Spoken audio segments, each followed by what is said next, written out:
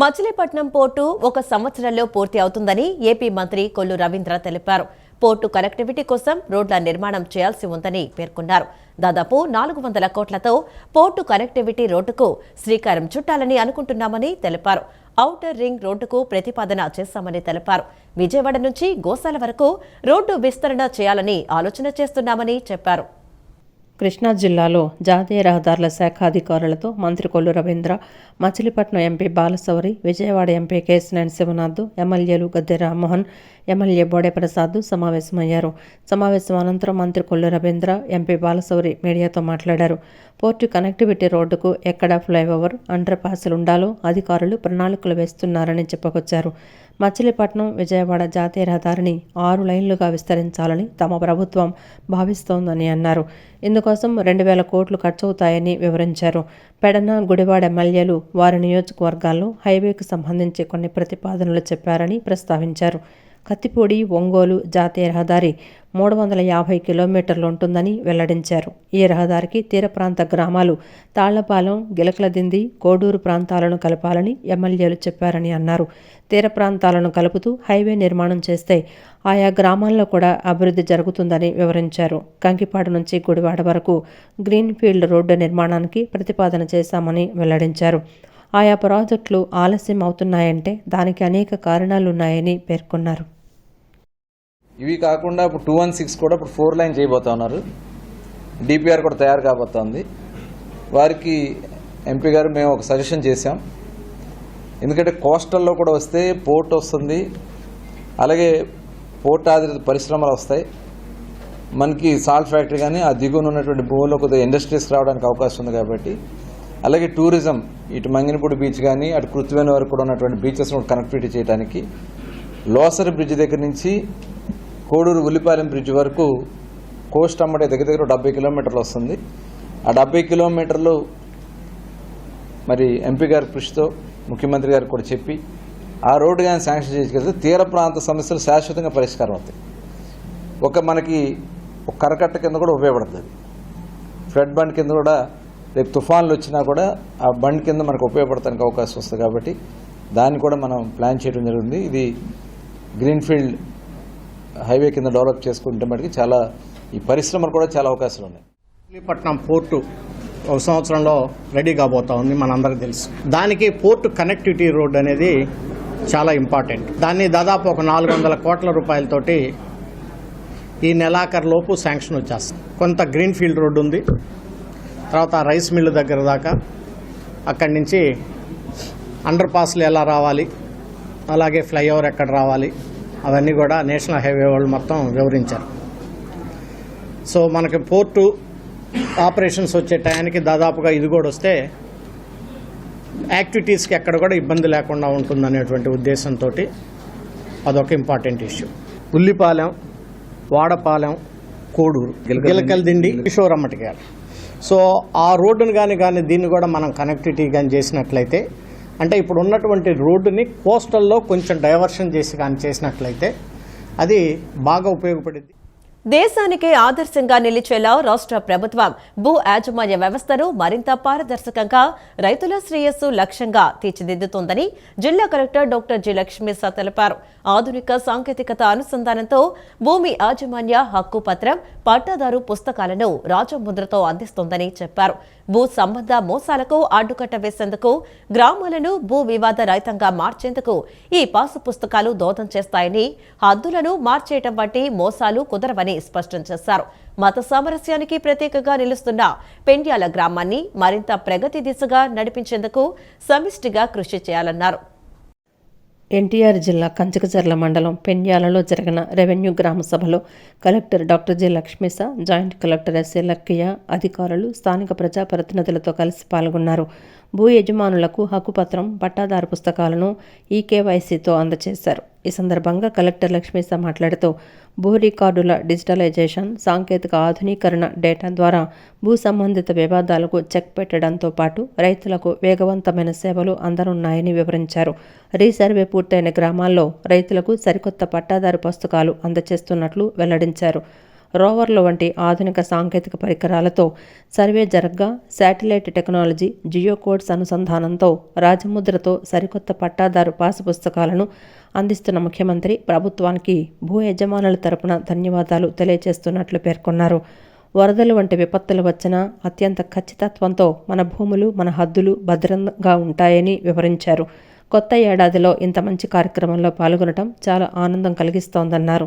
భూ సమాచారం డేటా సెంటర్లో భద్రంగా ఉంటుందని, ఈ డేటాతో రైతులు సత్వర సేవలు పొందేందుకు వీలుంటుందని కలెక్టర్ లక్ష్మీశ వివరించారు. మత సామరస్యానికి ప్రతీకగా నిలుస్తున్న పెండ్యాల గ్రామాన్ని మరింత ప్రగతి దిశగా నడిపించేందుకు సమిష్టిగా కృషి చేయాలన్నారు. అగ్రికల్చర్ కూడా ఒక లాభసాటి ఉద్యమంగా ఉంటుంది. కంపల్సరీ రైతుల వైపు అప్పుడు అందరూ రైతు వాళ్ళని కోరుకుంటారు. కంపల్సరీగా అందరూ రైతుల వాళ్ళని కోరుకుంటారు. ఈ ఐటీ అన్ని బయటకు వెళ్తున్నారు కదా, వాళ్ళకి మీకు తెలుసు వాళ్ళ ఇబ్బంది ఎంత ఉంది, ఎప్పుడెప్పుడు తీసేస్తారో తెలియదు. అది మార్కెట్ లో ఏదైనా డిప్రెషన్, ఇన్ఫ్లేషన్ ఎక్కువ అయితే తీసేస్తూ ఉంటారు. అప్పటికప్పుడు ఇంటర్నేషనల్ పొలిటికల్ చేంజ్ అయితే వాళ్ళకి వీసా క్యాన్సిల్ చేస్తుంటారు. కానీ ఇప్పుడు అలా కాదు. రైతులు ఒకసారి ఈ స్మార్ట్ అగ్రికల్చర్ వచ్చేస్తే బయటకు వెళ్లే వాళ్లే ఉండరు, అందరూ రైతులు వాళ్ళని కోరుకుంటారు. ఇటువంటి మంచి రోజులు కూడా మనకి రానున్నాయి కాబట్టి సో రైతులందరూ ఈ దిశగా అడుగేయాలి. త్వరలోనే ట్రైనింగ్ కూడా మొదలవుతాయి ప్రతి గ్రామాల్లో. సో దీని గురించి, స్మార్ట్ అగ్రికల్చర్ గురించి మీకు ఇంకా డౌట్స్ ఏమంటే అక్కడ తెలుసుకోవచ్చు. సాంకేతికత గురించి గవర్నమెంట్ అరేంజ్ చేస్తుంది. ఇప్పుడు ఎలాగో రైతు సహకార కేంద్రాలు అయితే ఉన్నాయో అక్కడ ఆల్రెడీ టీవీ అవన్నీ పెట్టి కొన్ని చేస్తున్నాము. అక్కడ ఇంకా ఎక్కువగా టెక్నాలజీ వస్తుంది. ఒక టెక్నీషియన్ కూడా అపాయింట్ చేస్తాము. ఆయన ద్వారా మీకు కావాల్సిన అన్ని ఇన్ఫర్మేషన్స్ అక్కడ ఇవ్వడం జరుగుతుంది. ప్రతి ఒక్క రైతు రాజుగా ఉండాలి. రైతు అంటే చెప్పాను కదా, ఈ లాస్ మేకింగ్ కాదు ఇండస్ట్రీ. ఈ అగ్రికల్చర్ అనేది ప్రాఫిట్ మేకింగ్ ఇండస్ట్రీ వైపు తీసుకెళ్ళడానికి కూడా ఆంధ్రప్రదేశ్ లోనే ఇన్నోవేషన్ జరుగుతూ ఉంది. ఇక్కడే మొదటి అడుగు కూడా పడుతుందని. తిరుమల పరకామణి కేసు కోర్టు పరిధిలో ఉన్నందున పూర్తి సమాచారం చెప్పలేమని ఏసీపీ డీజీ అతుల్ సింగ్ తెలిపారు. కానీ కోర్టు డైరెక్షన్ ప్రకారమే కేసు విచారణ కొనసాగుతుందని స్పష్టం చేశారు. కేసు బుక్ చేసిన తర్వాత విచారణ మొత్తం పూర్తి చేయడానికి 15 రోజులు పడుతుందని, సిబ్బంది తక్కువగా ఉన్నందున అన్ని కేసులను దర్యాప్తు చేయడం సాధ్యం కావటం లేదని తెలిపారు. చిన్న అమౌంట్ ఉన్న కేసులు ఉంటే ఆయా శాఖలకే చర్యలు తీసుకోవాలని రాస్తున్నామన్నారు. పెద్ద మొత్తం డిమాండ్ చేసే వారిపైనే తాము ఇప్పుడు దృష్టి పెట్టామని చెప్పారు. గత 4-5 నెలలుగా ఈ విధానాన్ని అమలు చేస్తున్నామని తెలిపారు. విజయవాడ పండిట్ నెహ్రూ బస్టాండ్లోని ఏసీబీ కార్యాలయంలో డీజీ అతుల్ సింగ్ విలేకరుల సమావేశం నిర్వహించారు. సమావేశంలో ఆయన మాట్లాడుతూ వాట్సాప్ గవర్నెన్స్ ద్వారా ఏసీబీకి ఏ విధంగా ఫిర్యాదు చేయాలనే దానిపై ప్రజలకు అవగాహన కల్పిస్తామన్నారు. గ్రామ, వార్డు సచివాలయాలకు వెళ్లే ప్రజల నుంచి చిన్న మొత్తంలో లంచాలు తీసుకుంటున్నట్లు తమ దృష్టికొచ్చిందని అన్నారు. ప్రజలు దీనిపై తమకు ఫిర్యాదులు చేస్తే ప్రణాళిక ప్రకారం చర్యలు తీసుకునే అవకాశం ఉంటుందని ఏసీబీ డీజీ తెలిపారు. ఏసీబీ దృష్టికొచ్చే ఫిర్యాదుల్లో తమ ప్రధాన కార్యాలయంలో చర్చించి ఆ తర్వాత ప్రాధాన్యతను బట్టి దాడులు చేస్తామని వివరించారు. ఏసీబీ టీం నుంచి సమాచారం ముందుగా లీక్ అవుతుందనేది వాస్తవం కాదన్నారు. ఏసీబీ కార్యాలయంలో ఎప్పుడు ఇంటర్నల్ విజిలెన్స్ ఉంటుందని చెప్పారు. తామన్నీ ముందుగానే చర్చించలేమని, దర్యాప్తులో అనేక అంశాలను తీసుకుని ముందుకు సాగుతామని ఏసీబీ డీజీ అతుల్ సింగ్ పేర్కొన్నారు. Our legal wing as well as our PP and APP who are in the field offices, వాళ్ళకి క్రెడిట్ ఇవ్వాలా that the coordination between legal wing and the range officers is very good, which has led to such conviction. ఇంకొక కేసులో 3 years conviction కూడా వచ్చింది. యాక్చువల్గా first కేసులో ఆయనకి 2 punishments ఉన్నాయా. ఒక కేసులో ఒక సెక్షన్ కింద 7 years, ఇంకొక సెక్షన్ కింద 5 years. But because it will run concurrently కాబట్టి మ్యాక్సిమం 7 years ఉంటుంది.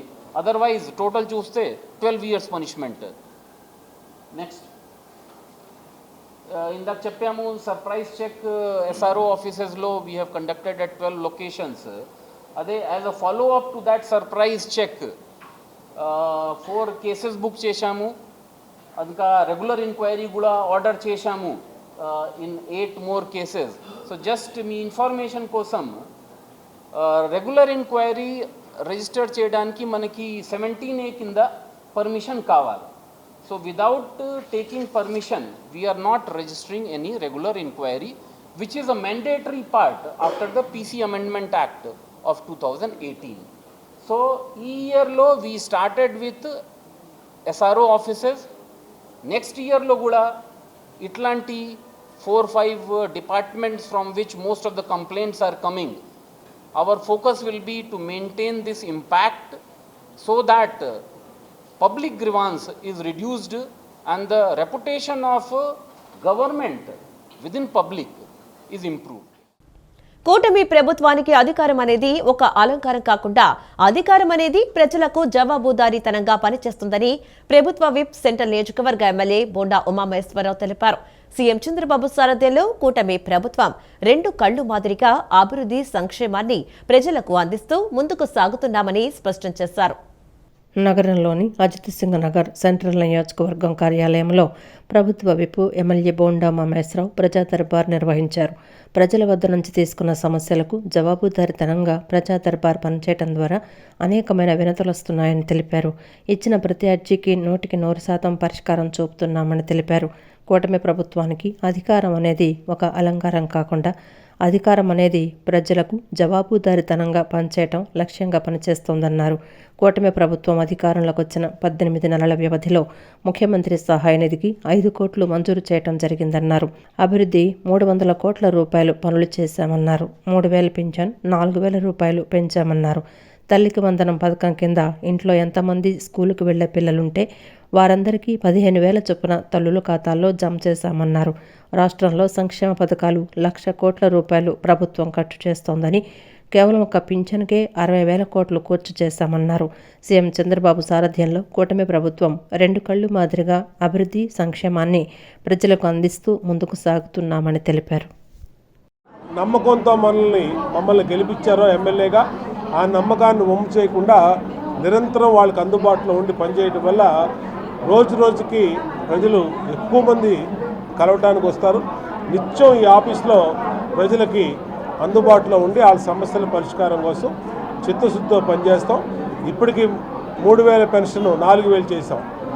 అలాగే తల్లికి వందనం పేరు మీద ఎంతమంది పిల్లలు ఉంటే అంతమందికి చదువుకోవడానికి డబ్బులు వేసాం. మహిళలకి ఉచిత బస్సు పెట్టాం. మహిళలకి 3 గ్యాస్ బండ్లు అని చెప్పాం, 3 గ్యాస్ బండ్లు ఇచ్చాం. అన్నా క్యాంటీన్లు ఓపెన్ చేసాం. రైతులకు డబ్బులు ఇస్తాం. సంక్షేమ పథకాల మీద ఇప్పటికీ 1,00,000 కోట్లు పైబడి ఖర్చు పెట్టాం. ఒక్క పెన్షన్స్ మీదే ఈ 18 నెలల్లో 60,000 కోట్లు ఖర్చు చేయడం జరిగింది. సంతృప్తిగా ఉంది. సంక్షేమం, అభివృద్ధి, ఉపాధి, యువతకి, రైతన్నలకి నిత్యం కూడా ఈ ప్రభుత్వం పనిచేస్తుందని తెలియజేసుకుంటూ ప్రజలందరికీ మరొకసారి నూతన సంవత్సర శుభాకాంక్షలు తెలియజేస్తాం. గుంటూరు శంకర్ విలాస్ సమీపంలో నిర్మిస్తున్న రైల్వే పై వంతెన 2027 జూలై కల్లా పూర్తి చేస్తామని కేంద్ర మంత్రి పెమ్మసాని చంద్రశేఖర్ స్పష్టం చేశారు. ఆర్ఓబీ పనులను ప్రజాప్రతినిధులు, అధికారులతో కలిసి ఆయన పరిశీలించారు. అనుకున్న లక్ష్యం మేరకు వంతెన నిర్మాణం పూర్తి చేస్తామని, నిర్దేశిత తేదీలోపు పూర్తి కాకపోతే అప్పుడు నిలదీయాలని ప్రజలకు విన్నవించారు. ఆర్ఓబీపై వైసీపీ నేతలు చేస్తున్న ఆరోపణల్లో వాస్తవం లేదన్నారు. ఆర్ఓబీ పనులపై మాజీ మంత్రి అంబటి రాంబాబు చేసిన వ్యాఖ్యలను ఎమ్మెల్యే గళ్ల మాధవి ఖండించారు. ఎన్నో అడ్డంకులు ఉన్నా వంతెన పనులు వేగంగా జరుగుతున్నాయని, వైసీపీ నేతలు అవగాహన లేకుండా మాట్లాడుతున్నారని ధ్వజమెత్తారు. అదేవిధంగా ఈ సెంటర్ రైల్వే బ్రిడ్జ్ ఏదైతే ఉందో దానికి కావాల్సిన టెక్నికల్ క్లియరెన్సెస్ అన్ని తీసుకొని ఇక్కడంతా క్లియర్ చేశారు. సౌత్ సెంట్రల్ రైల్వేలో ఒక 2-3 డేస్ లో కనుక అది మనకు క్లియరెన్స్ ఇస్తే ఇంకో 10-15 రోజుల్లో క్రెయిన్స్ వచ్చి సెంటర్ పార్ట్ తీసేస్తే మనకు అదొక క్లియరిటీ వచ్చేస్తుంది. వచ్చిన తర్వాత ఎక్కడైతే పెండింగ్ పిల్లర్స్ ఉన్నాయో ఆ పెండింగ్ పిల్లర్స్ అన్ని జరిగిపోతా ఉంటాయి. ఇక్కడ కూడా ఒక 3 పిల్లర్లకి ఇక్కడ షాపుల వాళ్ళు ఉన్నారు. ఇప్పటివరకు మేయర్ గారు, కమిషనర్ గారు అందరూ మాట్లాడారు. ల్యాండ్ అక్విజిషన్ లో కావాల్సిన చాలా మంది ఇచ్చారు, కొంతమంది ఉన్నారు. వాళ్ళతో నేను కూడా 2-3 రోజులు కూర్చొని ఒకసారి మాట్లాడి ఇంకేదైనా ఉంటే క్లియర్ చేస్తాం. అయితే వీళ్ళ 4 వల్ల మాకేం వర్క్ ఏం ఆగట్లేదు. ఇప్పుడు ఇంకా 2 నెలలు టైం ఉంది. 2 నెలల్లో ఇదంతా క్లియర్ చేస్తాం. ఇక్కడ చిన్న గోడలు రైల్వే బోర్డు దగ్గరికి వరకు వెళ్ళింది ఫైల్. అది వాళ్ళు మొన్న కూర్చోవాల్సింది, మొన్న రైల్వే బోర్డు మీటింగ్ క్యాన్సిల్ అయింది. జనవరి 14ను కూర్చుంటా ఉన్నారు. అది కూర్చుంటే చిన్న స్మాల్ ల్యాండ్స్ అవి క్లియర్ అవుతాయి కాబట్టి మాకు అది ఇబ్బంది లేదు. బట్ ఏదేమైనప్పటికీ ఇందులో ఎక్కడెక్కడ ప్రాబ్లమ్స్ ఉన్నాయనేది మాకు అందరికీ తెలుసు. ఈ రోజున అన్ని డిపార్ట్మెంట్లు కోఆర్డినేషన్ తోటి వర్క్ చేస్తాం. ఎందుకంటే దీని ఇంపార్టెన్స్ మా అందరికీ తెలుసు, ఎంత ట్రాఫిక్ ఇబ్బంది ఏంటి అని. ట్రాఫిక్ వాళ్ళు బాగా మేనేజ్ చేస్తున్నారు. అయినా కూడా దీన్ని కంప్లీట్ చేయాలి ఫాస్ట్గా. ఈ రోజున రైల్వే వాళ్ళు కానీ, లోకల్ మున్సిపాలిటీ కార్పొరేషన్ కానీ, R&B కానీ, ప్రజాప్రతినిధులు కానీ అందరూ కోఆర్డినేట్ చేసి చేస్తూ ఉన్నారు. ఎట్టి పరిస్థితుల్లో మేము జూలై 27, 2015లో ఇది మొదలు పెట్టాం. 2 సంవత్సరాలు అని చెప్పాం. అంటే 2027 జూలైకి ఎట్టి పరిస్థితుల్లో దీన్ని ఓపెన్ చేసే మార్గం చేస్తాం. అందులో ఎటువంటి 1 నెల ముందే ఉంటుంది కానీ లేట్ అవ్వదు. మీకు ఉమ్మడి కృష్ణా జిల్లాలో నేషనల్ హైవే సమస్య త్వరలోనే పరిష్కరిస్తామని ఎంపీ కేశినేని శివనాథ్ అన్నారు. విజయవాడ నేషనల్ హైవే అధికారులతో ఆయన సమావేశమయ్యారు.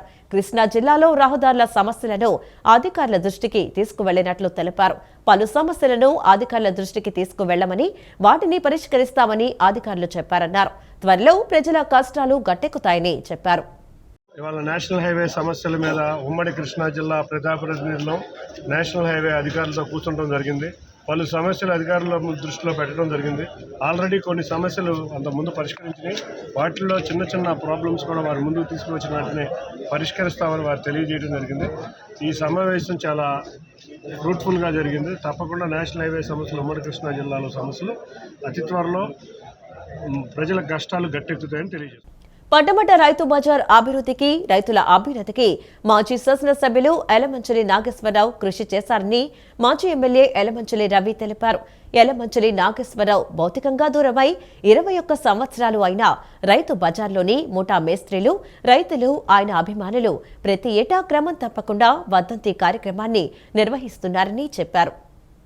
మాజీ శాసనసభ్యులు యలమంచిల నాగేశ్వరరావు వర్ధంతి కార్యక్రమాన్ని పటమట రైతు బజార్ వద్ద ముఠా మేస్త్రులు, రైతులు, అభిమానుల ఆధ్వర్యంలో నిర్వహించారు.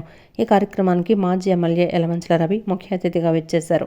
యలమంచిల నాగేశ్వరరావు చిత్రపటానికి పూలు వేసి నివాళులర్పించారు. ఈ సందర్భంగా ఆయన మాట్లాడుతూ, యలమంచిల నాగేశ్వరరావు ఎమ్మెల్యే అవకముందు నుంచి పటమట రైతు బజార్ రావటం, రైతు బజారుకు ఆయన కృషే అనే దృక్పథంతో అందరూ ఆయన్ని అభిమానిస్తూ వచ్చారని తెలిపారు. ఆయన గతించిన దగ్గర నుంచి రైతు బజార్లో ఉండే ముఠా మేస్త్రులు, దుకాణాల వాళ్లు, రైతులు ప్రతి సంవత్సరం వర్ధంతి కార్యక్రమాలు నిర్వహిస్తున్నారని చెప్పారు. రైతు బజార్ అంటే యలమంచిల నాగేశ్వరరావుది అనే స్థాయికి తీసుకొచ్చి ఆయన్ను మర్చిపోకుండా జ్ఞాపకం ఉంచుకొని వర్ధంతి కార్యక్రమాలు చేస్తున్నందుకు కృతజ్ఞతలు తెలిపారు.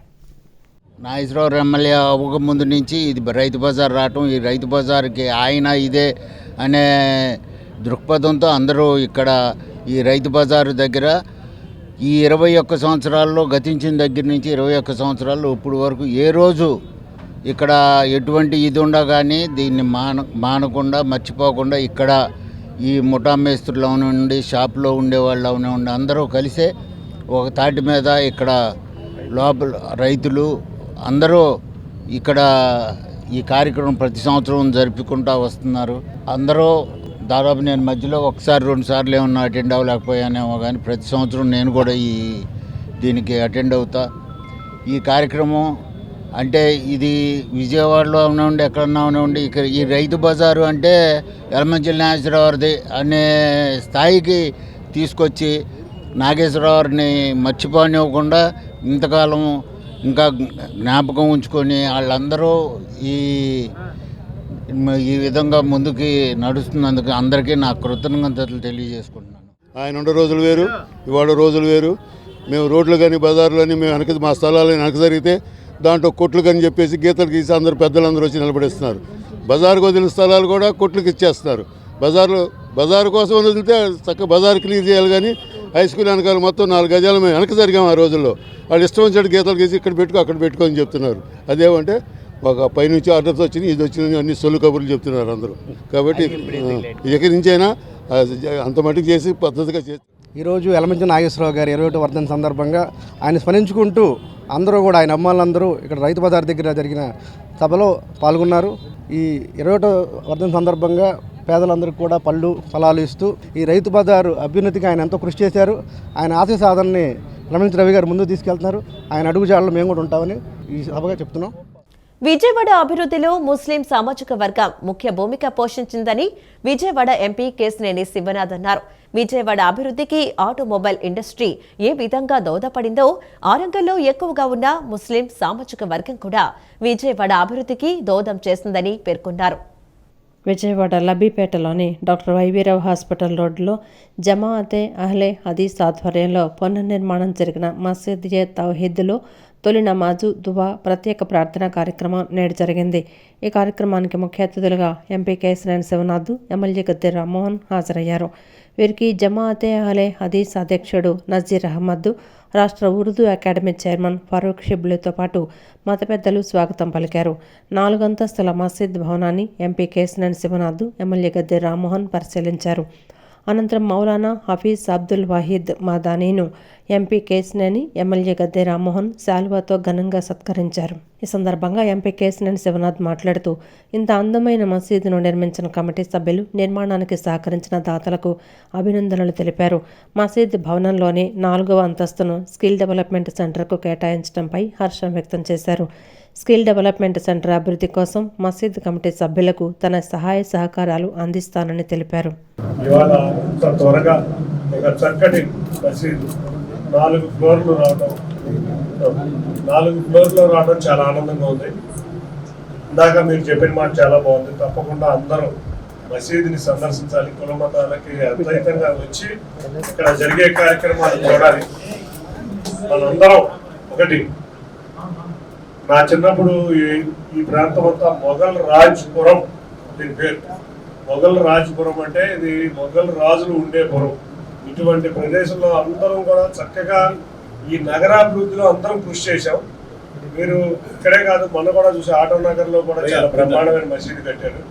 చక్కగా ఇటువంటి మసీదులు ప్రార్థనా మందిరాలుగా కాకుండా ఇందాక మీరు చెప్పినట్టు పిల్లలకి వైజ్ఞానిక కేంద్రాలుగా కూడా 4వ ఫ్లోర్ స్కిల్ డెవలప్మెంట్ సెంటర్గా కూడా ఉండాలని కోరుకుంటూ, ఏ అవసరం ఉన్నా కూడా పైన ఉన్న స్కిల్ డెవలప్మెంట్. ఈ కార్యక్రమంలో జమాఅతే అహ్లే హదీస్ అధ్యక్షుడు Nazeer Ahmed, secretary Rizwanullah Qureshi, vice president Mohammed Tajuddin, treasurer Abdul Qayyum, Telugu Desam party రాష్ట్ర కార్యదర్శి ఎస్ ఫిరోజ్, డివిజన్ అధ్యక్షుడు భాగం సాయి ప్రసాద్, మాజీ సెక్రటరీ అతీకుర్ రహమాన్లతో పాటు మత పెద్దలు, స్థానికులు పాల్గొన్నారు.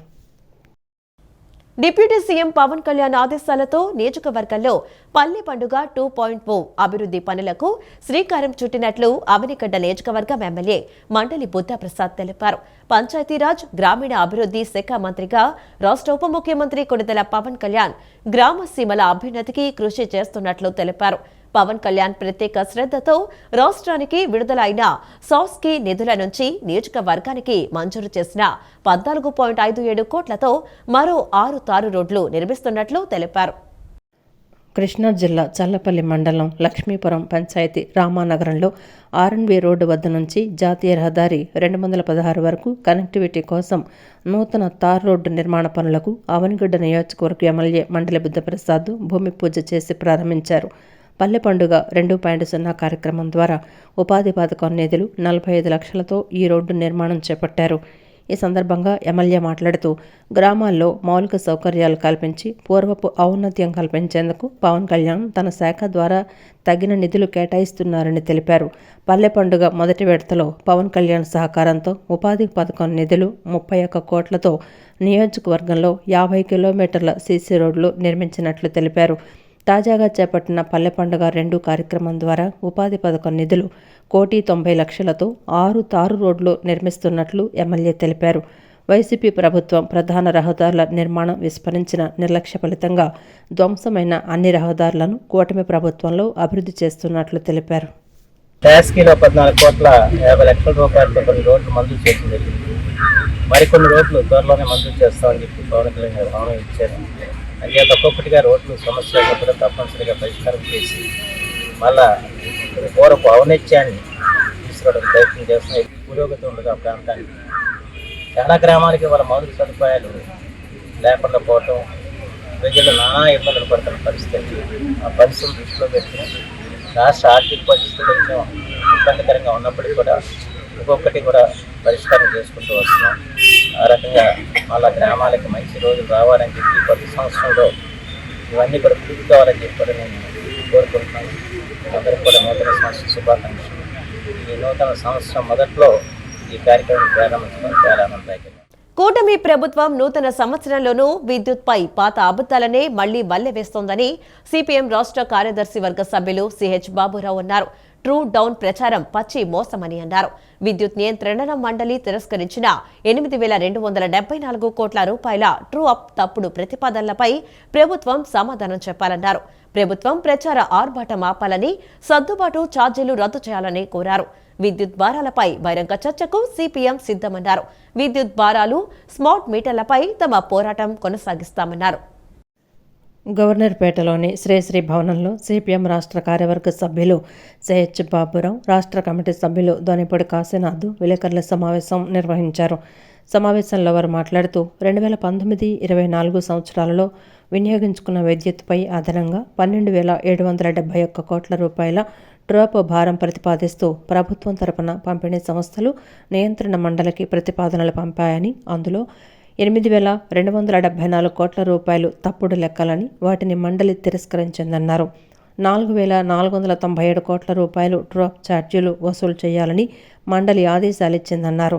వినియోగదారులపై భారం లేకుండా రాష్ట్ర ప్రభుత్వమే భరిస్తుందని ప్రకటిస్తూ కూటమి ప్రభుత్వం ప్రకటించిందని, గత 26 సంవత్సరాలలో ఏనాడూ లేని విధంగా కూటమి ప్రభుత్వం ట్రూ డౌన్ చేసిందని మంత్రి ప్రకటించడం శోచనీయమన్నారు. విద్యుత్ భారాల విషయంలో కూటమి ప్రభుత్వం గత వైసీపీ ప్రభుత్వ బాటలోనే ప్రయాణిస్తోందని తెలిపారు. గత 18 నెలల కాలంలో వివిధ రూపాలలో 24,000 కోట్ల రూపాయల విద్యుత్ భారాన్ని జనం నెత్తిన వేశారన్నారు. 2022, 23, 23, 24 సంవత్సరాలకు సంబంధించిన 15,485 కోట్ల రూపాయలు అదనపు సర్దుబాటు ఛార్జీల వసూళ్లకు కూటమి ప్రభుత్వం ఆదేశాలిచ్చిందని, ప్రతి నెల అదనంగా యూనిట్కి 40 పైసల చొప్పున వసూళ్లు కొనసాగిస్తున్నారన్నారు. 2024-25 సంవత్సరంలో ముందుగా అక్రమంగా అదనంగా 2,700 కోట్లు వసూలు చేసి అందులో 923 కోట్ల రూపాయలు తగ్గించి ట్రూ డౌన్ చేశామని ప్రకటించుకోవటం సిగ్గుచేటన్నారు. నియంత్రణ మండలికే తప్పుడు లెక్కలిచ్చి ప్రజలపై భారం మోపడానికి కుట్ర పనిన దానికి సమాధానం చెప్పాల్సిన ప్రభుత్వం భారం తాము మోస్తున్నట్లుగా ప్రచారం చేసుకోవటం తగదన్నారు. నవంబర్ నెల 18వ తారీఖున కర్నూలులో విచారణ చేశారు. దాని మీద సిపిఎంగా మేము ప్రత్యక్షంగా మా రాష్ట్ర కమిటీ నేనే పాల్గొని ఇదంతా బోటకం, దోపిడీ అని గణాంకాలతో సహా వివరించాం. వ్రాతపూర్వకమైన అభ్యంతరాలు తెలియజేశాం. చివరికి నియంత్రణ మండలి ఏం తెలిసింది? గవర్నమెంట్ ఇచ్చిన లెక్క తప్పుడు లెక్క. అందుకే ఆ తప్పుడు లెక్కని ఈరోజు రాష్ట్ర ప్రభుత్వం పంపించిన తప్పుడు లెక్కల్ని, పంపిణీ సంస్థలు పంపిన తప్పుడు లెక్కల్ని నియంత్రణ మండలి తిరస్కరించింది. దాదాపు 8,400 కోట్ల పైన. దీనికి వాళ్ళ మంత్రి గారు సమాధానం చెప్పాలి. ఒప్పందాల విషయంలో కానీ, విద్యుత్ ఛార్జీల పెంపుదల విషయంలో కానీ, విద్యుత్ ఛార్జీలకి సంబంధించి అమలు చేసేటువంటి విషయంలో కానీ ఎక్కడా కించిత్తు కూడా తేడా అనేది, ఆవరిందలో అరభాగం కూడా తేడా కనపడినటువంటి పరిస్థితి చూస్తూ ఉన్నాం. భవిష్యత్తులో ఇదే రకమైనటువంటి వరవడి కొనసాగితే ఇది విద్యుత్తులోనే కాదు, ఇతర సంస్కరణలో కూడా మోడీ ఏదైతే విద్యుత్ సంస్కరణలు అన్నాడు, మోడీ ఏదైతే పట్టణ సంస్కరణలు అన్నాడు, మోడీ ఏదైతే వ్యవసాయ సంస్కరణలు అంటా ఉన్నాడు, ఇట్లా రకరకాలైనటువంటి సంస్కరణలే అందరికంటే ముందుగా నువ్వు అమలు జరిపేటువంటి దానికి పూనుకుంటున్నటువంటి నీకు ఎవరు ఏమనుకున్నా నాకేం భయం లేదు, నాకేం అభద్రతా భావం లేదని చెప్పనేటువంటిది ఆయన అనుకుంటా ఉన్నాడు.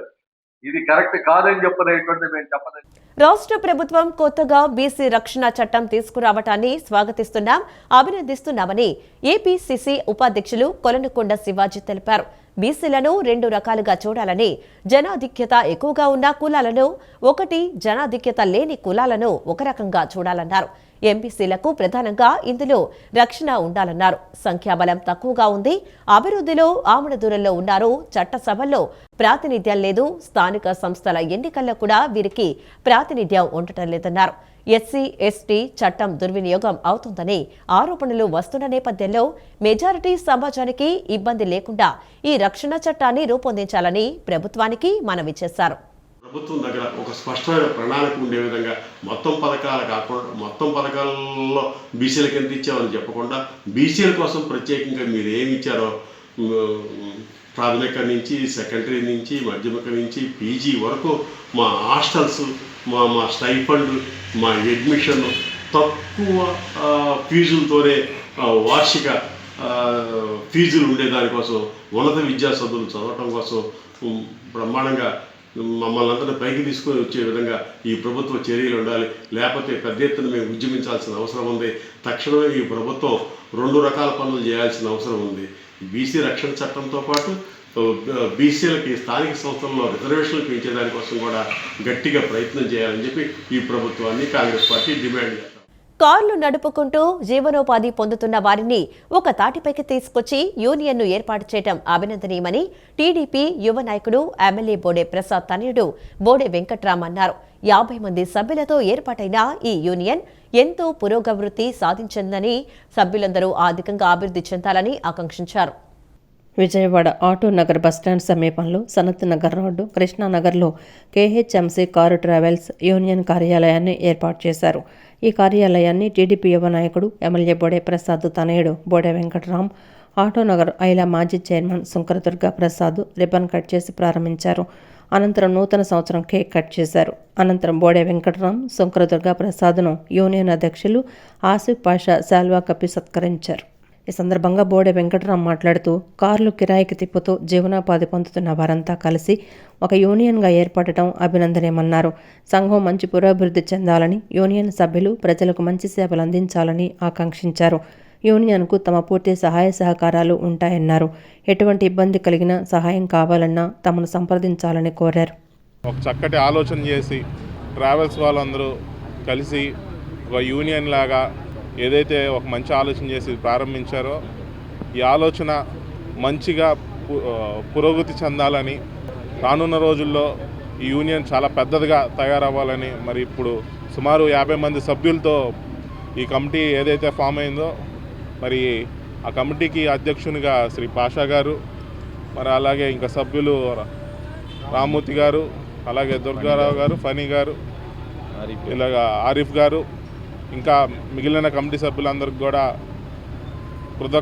ధన్యవాదాలు తెలుపుతూ మమ్మల్ని ఇక్కడ ఆహ్వానించినందుకు, మరి అలాగే మీ యొక్క కమిటీకి ఎప్పుడు మా సాయి సహకారాలు ఉంటాయని తెలియజేస్తూ మీకు ఎప్పుడు ఎటువంటి ఇబ్బంది కలిగినా ఎటువంటి సహాయం కావాలన్నా మమ్మల్ని ఎప్పుడూ సంప్రదించవచ్చు.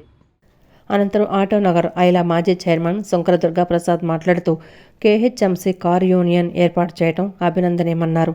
కారు యూనియన్ అనేది ఇప్పుడు కాదు, 1980 నుంచే ఉందని, బస్టాండ్ నుంచి ఉండేదన్నారు. తర్వాత ప్రాంతాల వారీగా ఏర్పాటు చేసుకున్నారని చెప్పారు. ఇప్పుడు ఏర్పాటు చేసుకున్న యూనియన్లో సభ్యులందరూ అన్నదమ్ముల్లా ఐకమత్యంతో ఉండాలని సూచించారు. స్టాండ్లో ఏ కష్టం వచ్చినా ఎమ్మెల్యేలు గద్దె రామ్మోహన్, బోడే ప్రసాద్ సహాయం చేస్తారన్నారు.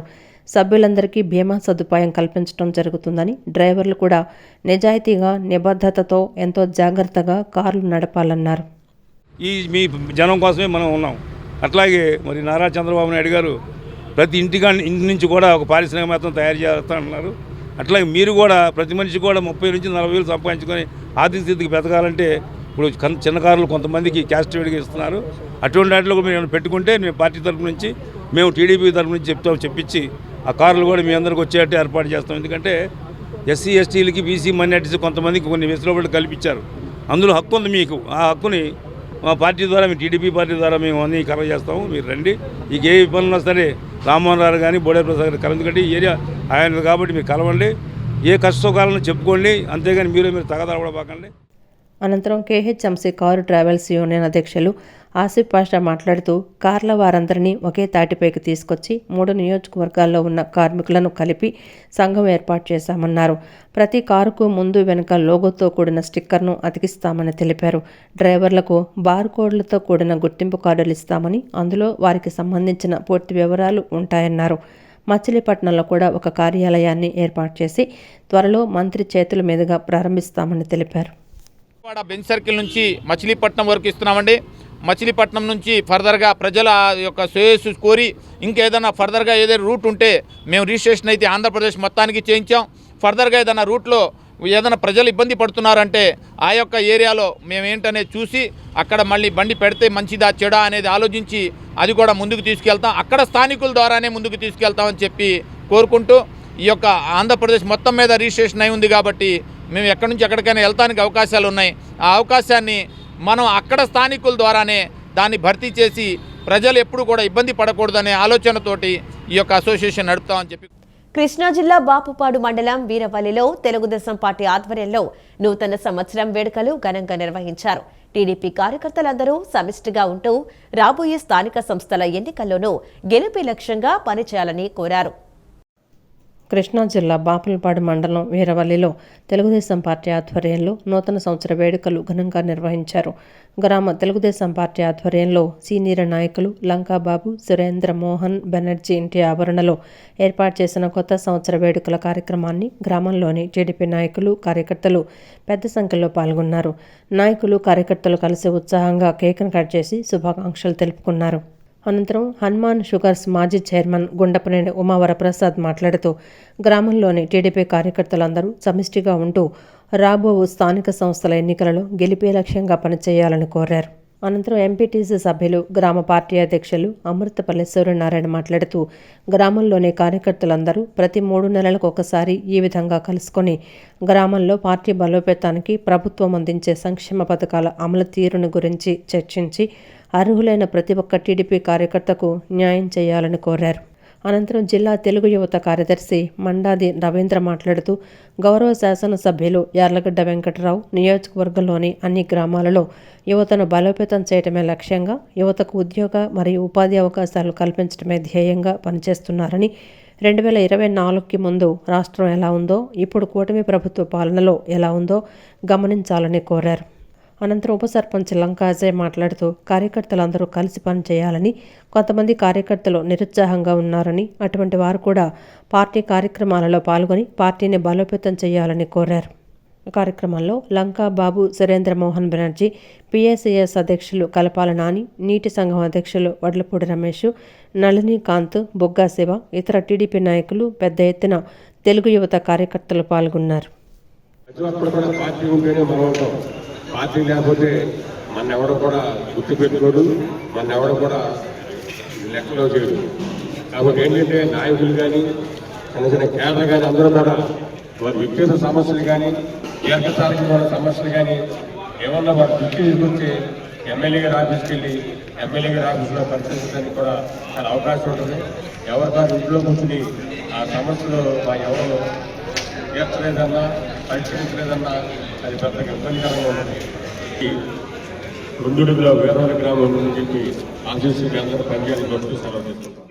ఇప్పుడు కూడా ఇలాగే ఈ కార్యక్రమాన్ని ఎప్పుడు విఘ్నంగా ముందుకు తీసుకెళ్దామని, అలాగే మనం ఎప్పుడు కూడా పెన్షన్లు కానీ ఎక్కువ పెన్షన్ చాలా వ్యవస్థలను కూడా అందుబాటులో వస్తున్నాయి. మనం ఎవరైతే ఎదుగులు ఉన్నారో మనందరూ కూడా వ్యవస్థలు కానీ ఇప్పుడు పెన్షన్లు ఉన్నాయి. మన తెలియని వాళ్ళు ఎవరైనా ఉంటే ఇంకా పెన్షన్ అందుబాటులో ఉన్నాయి కాబట్టి ఎవరైనా ఉంటే పెన్షన్లు కూడా పెట్టుకొని మరి తెలుగుదేశం కార్యకర్తలు ఎవరైతే ఉన్నారో అందరూ కూడా ఈ అవకాశాన్ని సద్వినియోగం చేసుకోవాలని, ముందు కూడా పార్టీ కార్యక్రమాల్లో ప్రతి ఒక్కరూ సైనికుల్లా పనిచేయాలని మనస్ఫూర్తిగా కోరుకుంటూ సెలవు తీసుకుంటాం. మనం ఉంటాం పార్టీ వలన ఈరోజు మనం అందరం కలిసాం. పార్టీ బలంగా ఉంటేనే మన భవిష్యత్తు బాగుంటుంది, గ్రామ అభివృద్ధి బాగుంటుంది. దేనికైనా సరే పార్టీ మీద ఆధారపడి ఉంది కనుక పార్టీ మీద అలకమారి పార్టీ కార్యక్రమంలో ప్రతి ఒక్కళ్ళు ముందుగా ఉండి మనదే అనుకుని ప్రతి కార్యక్రమంలో పాల్గొనాలని కోరుకుంటున్నామండి. అలాగే రేపటి భవిష్యత్తుకి, రేపటి మా యువత భవిష్యత్తుకి ఇప్పుడు సీనియర్గా ఉన్న విజయ్ గారు కానివ్వండి, నాని గారు కానివ్వండి, అందరూ వేసే పార్టీ ఆ పార్టీని మాకు బలోపేతంగా అప్పచెప్పి మేము దాన్ని ఎదురు తీసుకెళ్ళాలని కోరుకుంటున్నాం. దానికి మీ అందరి సహకారం కావాలి. పార్టీ ఒక్కరిదే కాదు, పార్టీ అందరిది. కృష్ణా జిల్లా బాపులపాడు మండలం వీరవల్లి గ్రామంలో ఫ్రెండ్స్ సర్కిల్ ఆధ్వర్యంలో నూతన సంవత్సర వేడుకలను ఘనంగా నిర్వహించారు. ఫ్రెండ్స్ సర్కిల్ సభ్యులు కోడెబోయిన బాబీ, లంకా బాబురావు, మండాది రవీంద్ర, షేక్ కలిషా, బాజీ ఇమాం షా, మదన్ కుమార్, పిల్లా రమేష్ తదితరులు కలిసి కేక్ కట్ చేశారు. మిఠాయిలు పంచి ప్రతి ఒక్కరికి నూతన సంవత్సర శుభాకాంక్షలు తెలుపుకున్నారు. ఈ కొత్త సంవత్సరం అందరికీ మంచి జరగాలని ఆకాంక్షించారు. వీరవల్లి గ్రామంలో నూతన సంవత్సర శుభాకాంక్షలు తెలియజేస్తూ ఈ 2026 సంవత్సరానికి అందరికీ కూడా స్వాగతం చెబుతూ ప్రతి ఒక్కరూ కూడా ఆయుర ఆరోగ్యాలతో, అష్టైశ్వర్యాలతో భగవంతుడు ప్రతి ఒక్కరిని కాపాడాలని మనసా వాచా కోరుకుంటూ నూతన సంవత్సర శుభాకాంక్షలు అందరికీ తెలియజేస్తున్నాం. ఈ వార్తలు ఇంతటితో సమాప్తం. నమస్కారం.